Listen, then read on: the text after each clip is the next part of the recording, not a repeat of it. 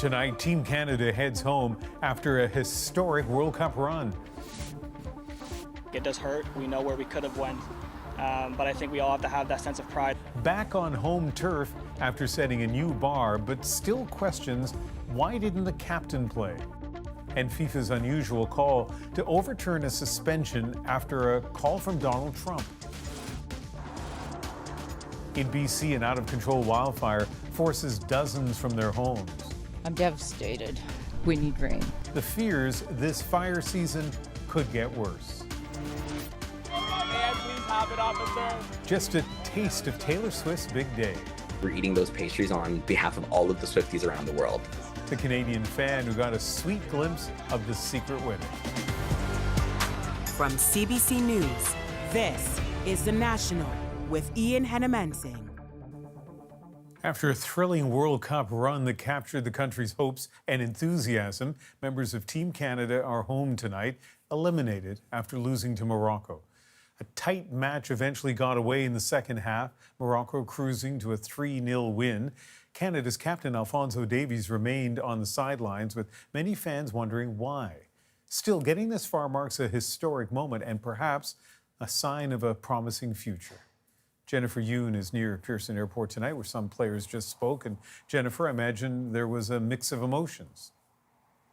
Yeah, a lot of bittersweet emotions coming from the players fresh off the tarmac tonight. And this was the furthest the men's team has ever gone in the World Cup. It was the first time the team has ever won a match in the tournament. But the journey is now over, and Canada is the first host nation to bow out of the World Cup. There's disappointment, but also players and fans say Team Canada still has a lot to be proud of. A dream World Cup run over. Members of Team Canada now back home after Saturday's loss against Morocco. I think we're not far off of becoming a real football nation. We are proud of what we've done, but I think being the group that we are, we definitely are unsatisfied as well. Canada's men did make history, getting to the knockout round of the 16 for the first time ever, but missing from that final match Canada's top player, Captain Alphonso Davies. We weren't able to have him healthy, and it killed him more than anyone, but I think it was the right decision to preserve him in his career. A hamstring injury had haunted the superstar for months, and despite a clear MRI, Davies says he told the coach he didn't feel 100% to take on Morocco. In an emotional post Sunday night, he wrote, "This tournament was one of the toughest challenges of my career. It hurts knowing I couldn't give my all when my team and my country needed it most."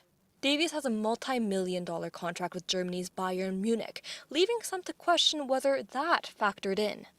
I'm assuming the thought was, okay, we don't want him to get injured now because Bayern Munich wouldn't be overly happy about that if he's injured going into this upcoming season.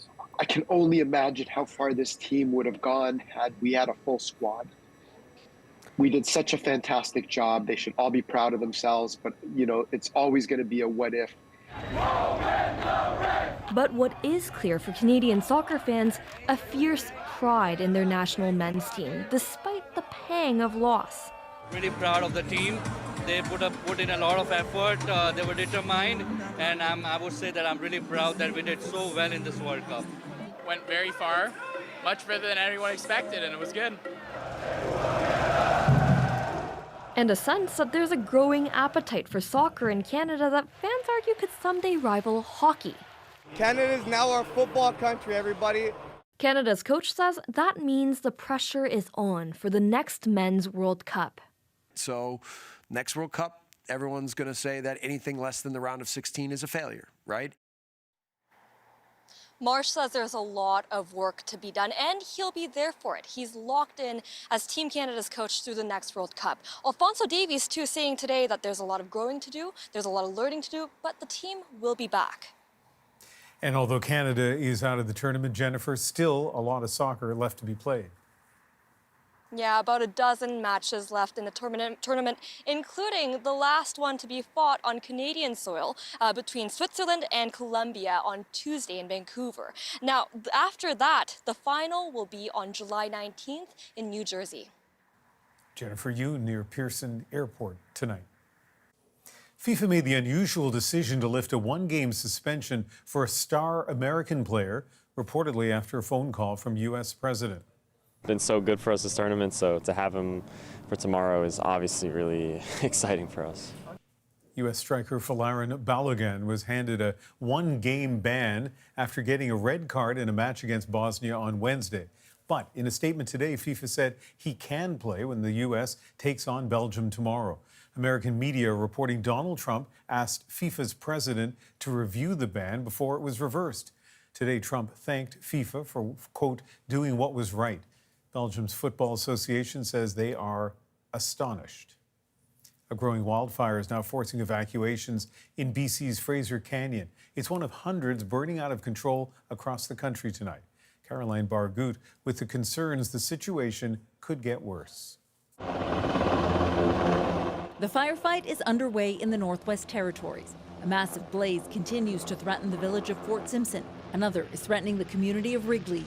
Most of the 1,400 residents have evacuated. You know, they're holding the line pretty well. I just hope the winds don't shift and we can continue to make some progress. More than 800 fires are burning across the country. The vast majority are out of control. In Quebec, about 100 firefighters from BC, New Brunswick, and PEI have arrived to help beat back fires burning more than 300,000 hectares. Critical infrastructure like roads and hydroelectric power stations are affected. The fire burning in British Columbia's Fraser Canyon has led to the evacuation of 3 communities, while a 4th is on alert. About 500 people live in the affected areas. It is a very dynamic and changing situation, so it is extremely important that folks are paying attention to their local authority, following those alerts and orders, and being ready if they are in the vicinity of any active incident. Some evacuees are sheltering at this rec center in Hope, including 100 residents from the Boothroyd First Nation. I'm devastated. I'm tired. I just want to rest. Honestly, I just want to. I'm praying. The answer is just get the fire out. Yeah. We need rain. There's some big fire impacts happening. This wildfire expert says so far, this is an average start to the wildfire season, but worries things will get worse. So hot, dry, windy conditions are really the conditions that we have to be concerned about. So when we hear about heat domes, those high pressure systems setting up, they are really the precursor to having extreme fire danger and the risk of wildfires. She says this is a good time to prepare your home or cottage for wildfire season. That can include removing flammable debris like leaves and pine needles from your property roof and gutters. Caroline Bargut, CBC News, Vancouver. Huge wildfires are also burning in parts of Europe, threatening communities and prompting major responses from both firefighters and civilians. This inferno erupted just outside Greece's second largest city, engulfing nearby factories, including a recycling plant, which sent toxic smoke billowing out. Some people were forced out, others told to keep their doors and windows closed. A 76-year-old has been arrested, accused of accidentally sparking the fire with his vehicle. In Portugal, residents helped attack this wildfire that's been burning for 3 days. Spain and Italy have sent help. But Spain is also fighting flames at home, right near its border with France. And on the other side, yet another wildfire is forcing a change at the Tour de France. Spectators are being asked to stay away from the route and the finish area of the third stage. Crowds of tens of thousands gathered in Tehran for the funeral of Ayatollah Ali Khamenei.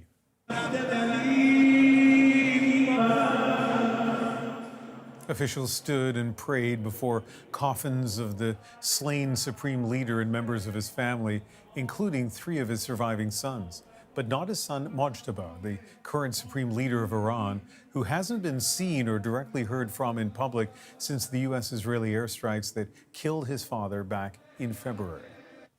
Washington is renewing its push for peace in Ukraine at the upcoming NATO summit this week, while on the ground, Moscow tries to seize the moment.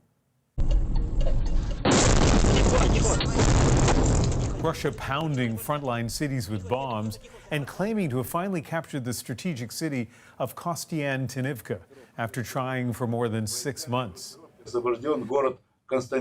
A big claim if true. It is the first of a line of so-called fortress cities that represent the last bastion of Ukrainian control in the Donbass region.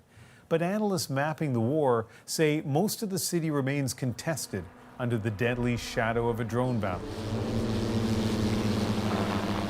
Movement for either side in the region is extremely dangerous. Vehicles routinely targeted. A bedridden civilian transported on foot before she could be driven to safety. Those Russian monsters came to liberate us, says this relative, from our homes, from our lives, from everything. Pretty well. He's holding his own, at least. Donald Trump is expected to meet with the Ukrainian President Volodymyr Zelensky at the NATO summit in Turkey on Tuesday. The Kremlin says Trump already spoke by phone with Russia's President Vladimir Putin this weekend, offering to help end the war. Sources tell CBC News an announcement is expected Monday on who will build the Canadian Navy's next generation of submarines. The long bidding process had come down to two companies, one in Germany, the other in South Korea. Buying 12 subs could cost as much as $24 billion. Sources say Prime Minister Mark Carney is set to break the news in Halifax on his way to the NATO meeting in Turkey. The U.S. ambassador to Canada is striking a more positive tone that challenges on trade and the still closed Gordie Howe International Bridge could be resolved. But as Peter Armstrong shows us, he gave little sign as to how. We just got some work to do. Enjoy the place. An American F-35, accompanied by Canadian CF-18s, fly over the American ambassador's house to celebrate July 4th. A gesture of cooperation and goodwill at a time that has been rather strained. You know, we've got a few little issues to work out. We got to figure out this bridge thing. We've got to figure out some tariffs and those kinds of things. And yet, as it has been made abundantly clear, these few little issues are not easy fixes. The bridge, of course, is the $6.4 billion Gordie Howe Bridge, financed entirely by Canada.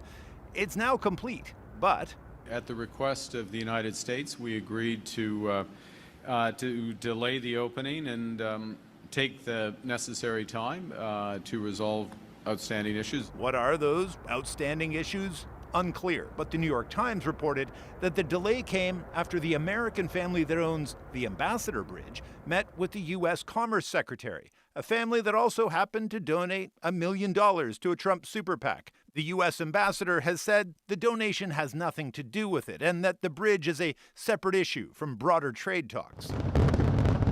But it's not like Canadian trade issues are top of mind here right now. The U.S. just celebrated its 250th birthday.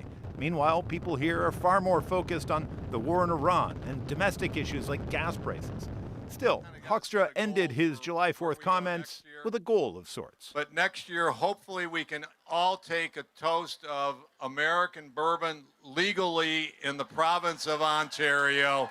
But the ambassador offered no clear path how to make that happen. And just last week, a deadline to extend CUSMA blew by with no real sense of when and where Canada-U.S. talks might resume. Peter Armstrong, CBC News, Washington. At least 8 people were shot, including 4 children, at a 4th of July barbecue yesterday in New York. If you go by that scene, you see bikes, you see children's toys. It's horrible to walk by there. Police say a suspect dressed in all black and wearing a ski mask opened fire at a family gathering. New York's mayor said all the children, who range in age from 6 to 14, are expected to survive, but a 21-year-old woman remains in critical condition. The Calgary Stampede has always been a stage for politicians who want to get their message out. But as Stephanie Cram shows us, the campaign for Alberta separatism is making this year feel different. Conservative leader Pierre Poilievre brought a clear message to Calgary's Stampede. We will fight for the country. We will fight for Canada, including in the upcoming referendum, to win back Albertans. We want to ensure that when this is all over, we will once again be fully united. The Stampede has always been popular as a summer destination for politicians from all levels of government. But this year, the focus is squarely on Alberta's fall referendum. Historically, the Stampede has been a national political event. I think the focus is much more on Alberta in this particular Stampede. Politicians are looking whether they're in favor of remaining in Canada or those who who are looking to send the message out for voting for a referendum to separate. At this year's parade, Alberta Premier Danielle Smith got cheers, but also jeers. She seems to have angered a number of different groups, and that's to be expected at a time when there's a lot of debate, a lot of disagreement, and a lot of passion associated with the referendum that's upcoming in October. At the kickoff pancake breakfast, Smith decided to focus less on separatism and more on what it means to be Albertan. This Western heritage that we have and the hard work and grit and determination, we just get her done, and we're going to get her done. The pro-separatist group Let Alberta Decide is hoping to garner some excitement. After raising more than $200,000 since it launched in June, next weekend they'll be slinging pancakes at the Stampede. The list of politicians who come to the Stampede is extensive. They all come, as you know, and it's part of the tradition. It's an important place to have a political discussion. In the coming days, a record number of Liberal MPs will visit the Stampede, urging Albertans to vote to keep the greatest show on earth Canadian. Stephanie Cram, CBC News, Edmonton. A Montreal company is now selling millions worth of communications equipment to Poland's military. It's the first company here to benefit from a pact that Canada joined called Security Action for Europe. As Sarah Levitt explains, it's part of a plan to diversify the industry beyond the U.S. It's the Orion X650. At Marconi's headquarters in Montreal's West End, CEO Alan Cohen shows off his company's products. High-tech tactical radios meant for militaries. Now those radios will be heading to Poland. Very pleased to see the announcement this becoming concrete with the announcement of Marconi. Marconi is the first Canadian company to land a contract under the Security Action for Europe Agreement, or SAFE. It's meant to bolster defense production across Europe by giving preferential contracts to European and now Canadian companies. There'll be many more. We're stronger together. Canada is the only non-European country to join. So far, it's paid a fee of about $16 million to take part. It's a symbolic victory, I think, for Canadian industry as a whole. Marconi will partner with a Polish company in the $10 million radio contract. This is typically an industry where lead times can be pretty long when you are looking at an opportunity. SAFE accelerated that in a tremendous way. Experts say it's about broadening the market of defense contracts beyond the United States. We know that 70 cents spent on every dollar in defense is going to the United States. This is giving us a way to diversify our industry, diversify the markets we're selling at, and increase our resilience in going forward. But some say there's a risk in angering the U.S. administration. Canada's continued participation in SAFE and participation in closer cooperation with European countries risks further exacerbating that tension, which would then lead to potential other fallout in other sectors. There is a lot of cutting-edge tech that goes into this. At Marconi, there's pride in being the first and anticipation for what's potentially to come. Sarah Levitt, CBC News, Montreal. An Ontario family speaking out tonight after their loved one died of West Nile virus. Cases are very rare in Canada. Still, they're sharing their story with Karen Pauls in hopes of saving lives. Brent Seahan loved nature, strolling through Toronto's High Park and taking photos. He just retired after nearly 4 decades when a rare infection took hold. He celebrated with all his friends outdoors, going to patios, taking walks with them in High Park, and doing all these outdoor things, and that's the thing that got him in the end.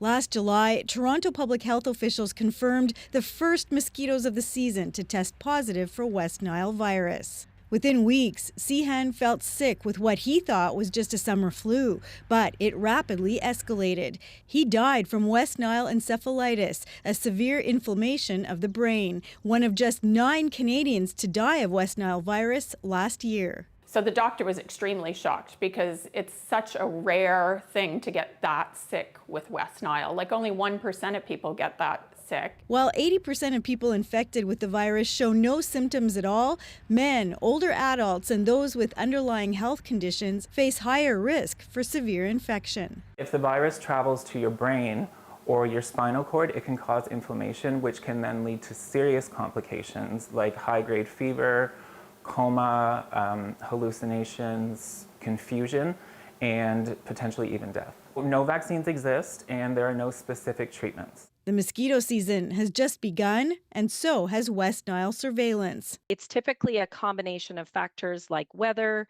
bird populations, mosquito abundance, and other local environmental conditions. Her advice for prevention? Wear light-colored, long clothing, use insect repellent, especially at dawn and dusk, and eliminate standing water on your property. Experts say climate change means disease-bearing mosquitoes will become more common in countries like Canada. Brent Seahan's family hopes their loss will be a cautionary tale for others. Karen Pauls, CBC News, Winnipeg. A Canadian company is trying something different when it comes to social media. This was an opportunity for us to bring something to Canadians and give them a space where they can feel heard. How it hopes to spark healthier online conversations. Next. I know what I saw. Plus, Dan Levy will never forget his years on Schitt's Creek. Just flooded with the most joyful memories. We revisit my conversation with Levy on his latest show and working with the late Catherine O'Hara. And Swifties in New York get a sweet taste of the big wedding. Bro, you gotta eat them. We were eating those pastries on behalf of all of the Swifties around the world. Leftovers never tasted so good. We're back in 2.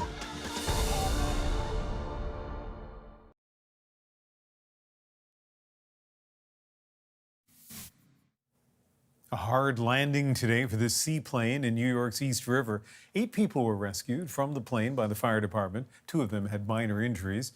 The aircraft had taken off from the Hamptons about a half hour earlier. A new strictly Canadian social media platform is up and running. Gander is billed as an alternative to U.S. giants X and Meta. As Anis Hadari tells us, the app's creators are hoping to bring a more polite, perhaps more Canadian sensibility to social media.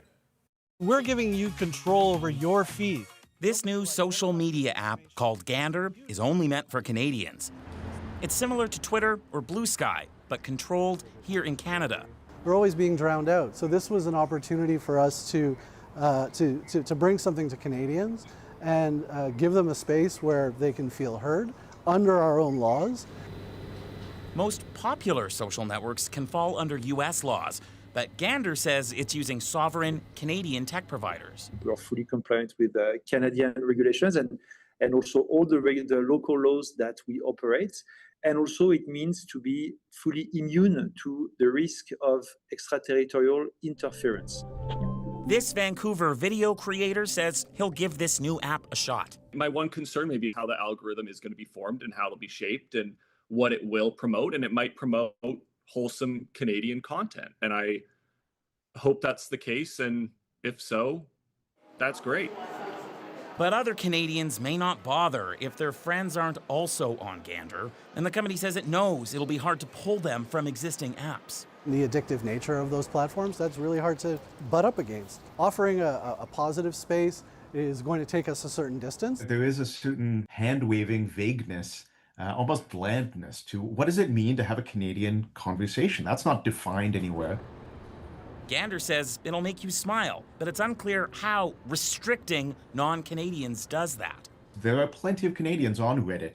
There are plenty of Canadians on X. There are protests. There is violent confrontation. There is anger. There is offensive language within Canada. So how exactly that will function, these are communities. Gander's leadership says it will use the Canadian Charter of Rights to guide how it moderates the platform. But keep in mind, the Charter doesn't ban being mean on the internet. Anis Hadari, CBC News, Calgary. Dan Levy never shies away from the comedy and drama that plays out inside families. I love writing about families. I love writing about families that we get to see behind closed doors. The Canadian actor and writer opens up about his latest show. Now I see bubbles. And working with the late Catherine O'Hara. The real legacy of who she was as a person was how she made you feel. My interview with the Schitt's Creek star.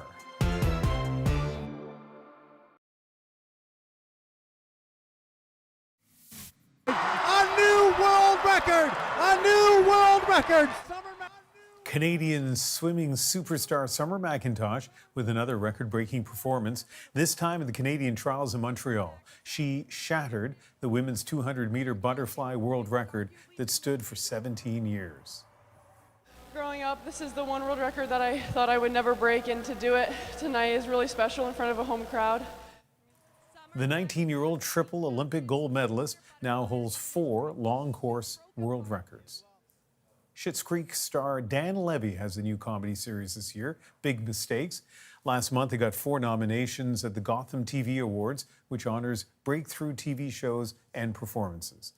I sat down with Levy at our CBC Broadcast Centre in Toronto back in the spring to talk about this latest project and much more. I just want to tell stories about members of my community that feel honest and flawed and clear. And I think that's what connects, because if people are able to see themselves honestly reflected in the work that you do, that's where the bonds are built. Morgan, I need 5 minutes. Dan Levy likes bringing flawed characters and dysfunctional families to the screen. And the Emmy goes to Schitt's Creek. Schitt's Creek. Schitt's Creek. 6 years after the record-setting Emmy success of Schitt's Creek, the creator, director, and actor is back with Big Mistakes, a dark, fast-paced comedy on Netflix. Get out! Just get in the truck. He knows where you live. I don't know where you think you're going. I don't know. This is such a different thing. It came out of a totally different place. We might as well just kill ourselves. All right, come on. You know, at the CBC, we're pretty proud of you. And I'm just... I met with Levy at the CBC Broadcasting Centre in Toronto, where the legacy of Schitt's Creek is on full display. Wow. I mean, I've never actually seen it up close. I've only seen it up on the... So what are you thinking as you see this? I mean, it's just flooded with the most joyful memories. We spoke about those memories, the new show, the legendary Catherine O'Hara, and more. As we do this interview, Big Mistakes has not been released to the big bad world out there. Okay. Are you nervous? No. No, and I wasn't nervous with Schitt's Creek either, because I think I really have this philosophy that if you make the thing you wanted to make, that's all you need to do. Other people's outside opinions are fine. They're entitled to them. My job is to make the thing I wanted to make.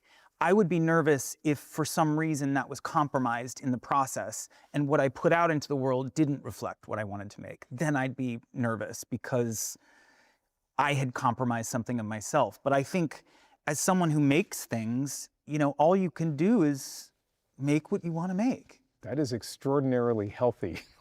Well, because if you let yourself get swayed by anything out there, it's the judgment, the internet, like, it can tear you apart. Yeah. So the good news is, at least audience of one, I watched it, I binged it, I laughed at it. It's great. Great. I really, really like it.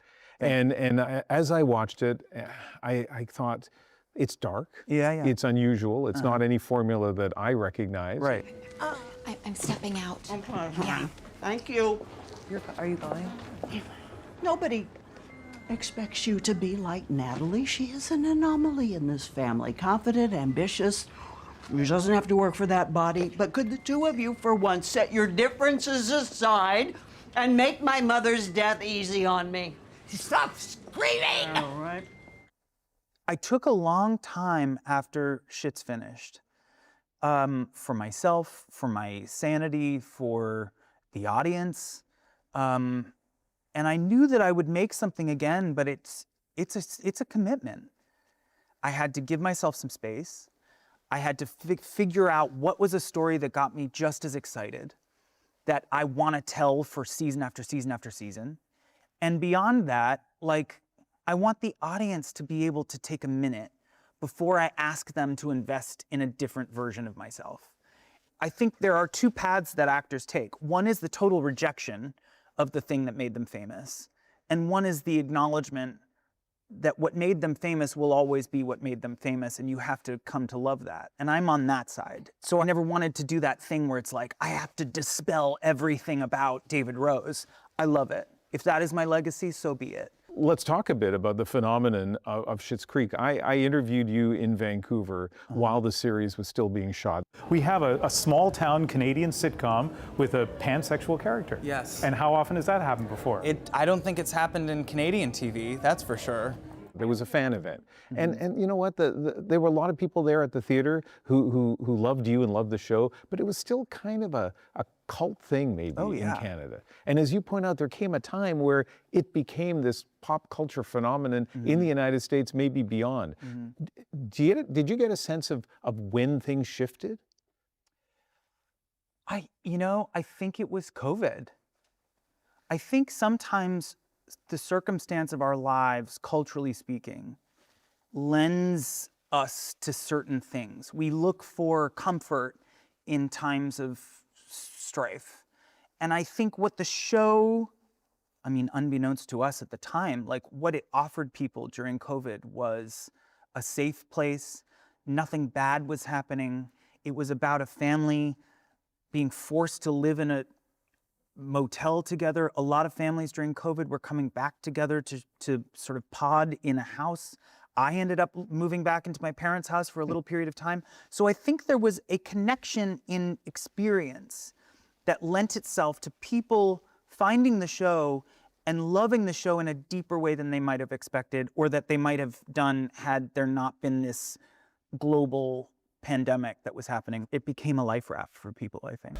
Was your mother and me I know what I saw. having an intimate moment? Unsee that. Ew, I hate to be the one to tell you, but having sex is not just about making children so they can grow up and make you feel bad about having sex. I don't want to reach too far because Schitt's Creek and Big Mistakes are very different shows, but at least one parallel is comedically dysfunctional families. Yeah. Is that a coincidence? No, I think it's, I think in trying to figure out what I wanted to make, I always go back to family. I just think it is this never-ending well of humor and intensity and stakes and drama. And I love writing about families. I love writing about families that we get to see behind closed doors, because I do think that the duality of how we are with our families behind closed doors versus what we present as is such a funny dynamic. You just eat falafel? And then throwing crime into this family, it just felt like something I could really sink my teeth into. And did you draw on personal experiences, like a conversation in your own family about exhuming a relative? Body? That must have happened? It's happened many times. I think what I love about families is how they react in times of crisis. And I think there are two schools when it comes to familial reaction. You're either from a yelly family or you're from a not yelly family. And I happen to be from a yelly family. It's how we express ourselves. It's how we love each other. It's how we operate in times of crisis. It's how we operate in times of elation. And I wanted to kind of honor the yelly family. And if you know, you know. And if you don't, this will feel like a very strange thing. But my hope is that it'll be intriguing either way. So this is the CBC Comedy Wall of Fame, which is actually a pretty cool thing. Yeah, I mean, you just look at how many amazing people have come out of this building. And this part is what I want to talk to you about, the SCTV cast. And for those who don't instantly know, there's your dad, Eugene. My dad has looked the exact same for 60 years. Not exact. Well, the hair is different. And I think at one point there was a mustache. But he's aged remarkably well, if I do say so myself, because I'm hoping I inherit those genetics. But the man looks the same. Yeah. I would have killed. It's like if I had one of my 3 genie in a bottle wishes would be to have watched Second City in the 70s with this cast. Yeah. Bruno, what kept you? Well, I've got a 3-alarm flambe over there. That's what kept me. I don't care. Tongue, don't start barking orders at me. I'm a partner in this venture. Oh, excusez-moi. He's somewhat of a moron. What was it like getting a chance to work with your dad? Horrific.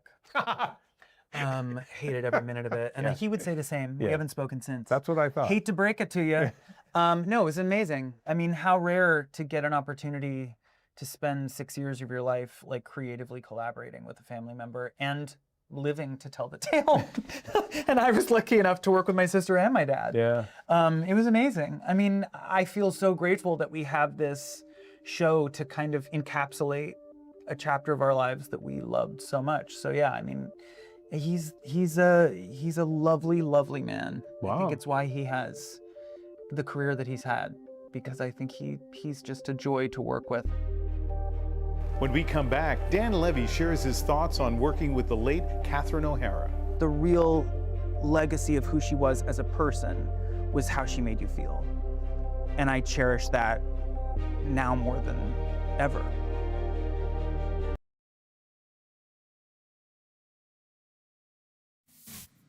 I'd like to talk about Catherine O'Hara a little bit. Her passing must have been very difficult for you. Yeah, it was heartbreaking. It's such a loss. I think she was such a singular person. She was irreplaceable. Oh, next step is to fold in the cheese. What does that mean? What does fold in the cheese mean? He folds it in.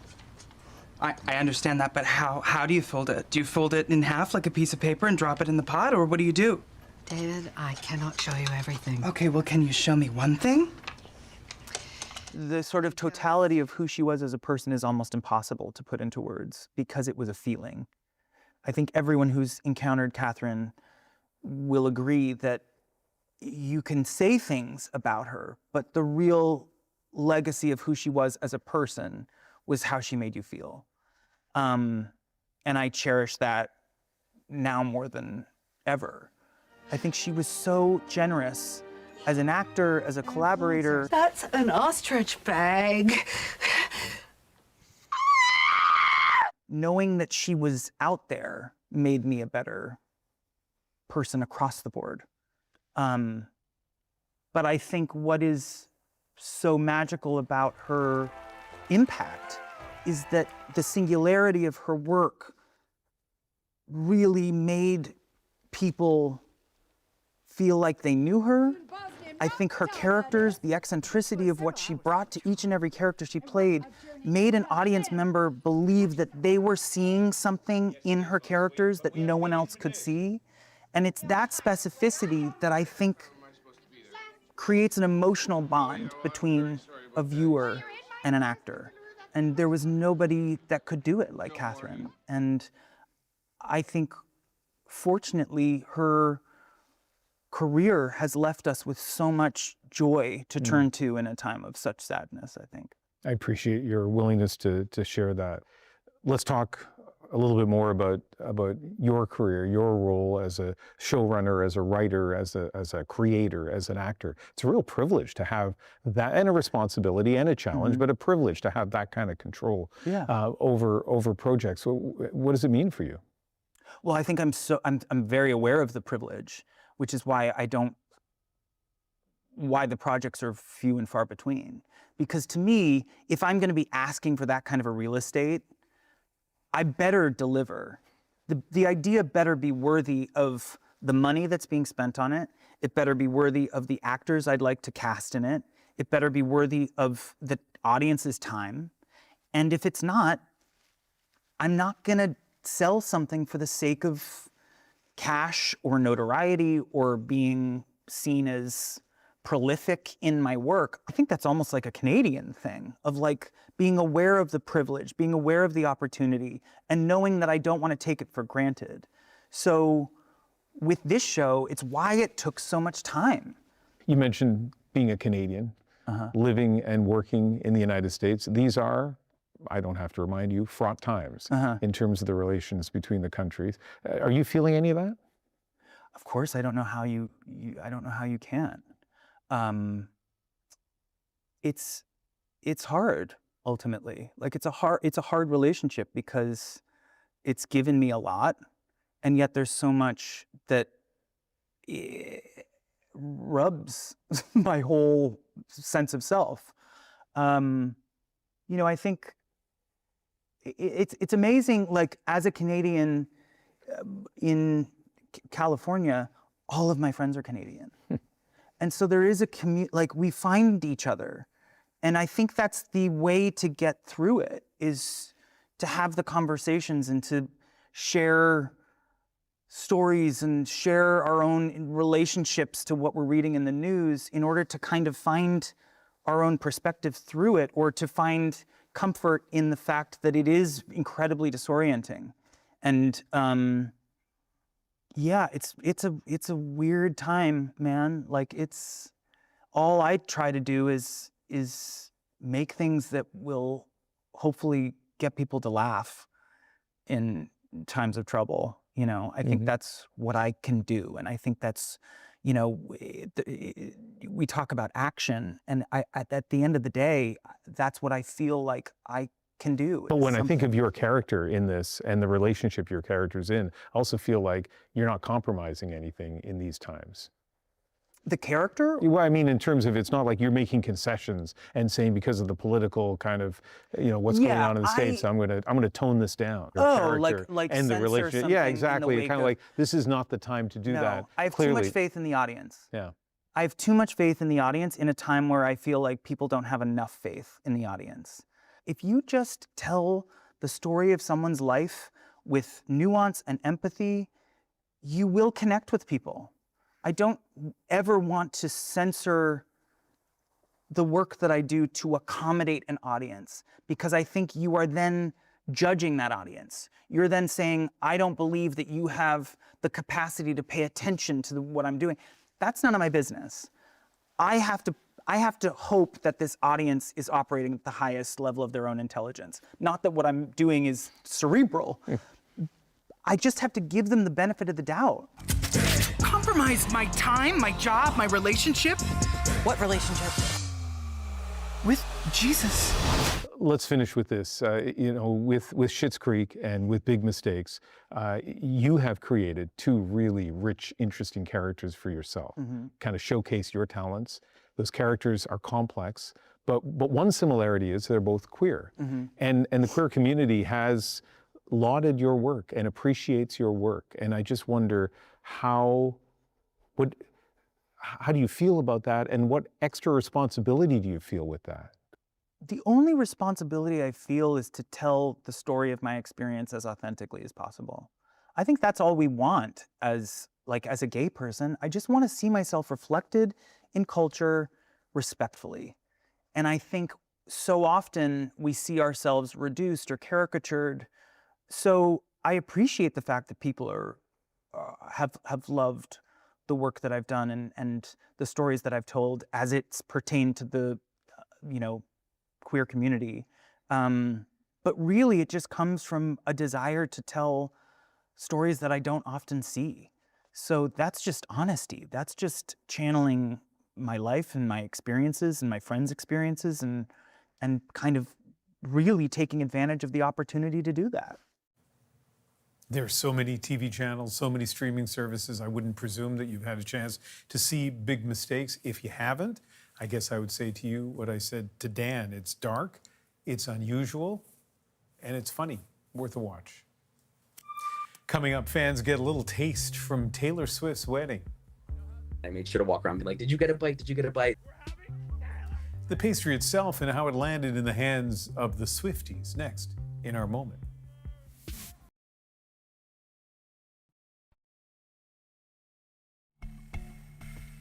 While this is an apple pastry, a box of these very desserts was leaving Madison Square Gardens after Taylor Swift's wedding. A group of Swifties was gathered outside and happened to get their hand on that box of treats. So tonight, the joy it brought those fans makes our moment. We're having Taylor Swift dessert!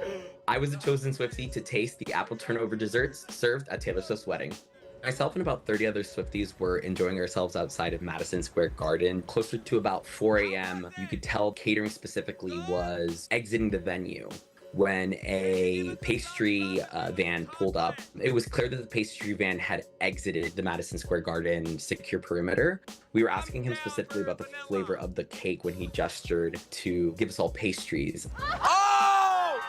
Throw it! I'll catch it! One of New York's finest, the police officer grabbed the box and brought it over to us. All of it was gone in like 5 seconds. I made sure to walk around and be like, did you get a bite? Did you get a bite? It was like an apple honey turnover. Oh my God, guys!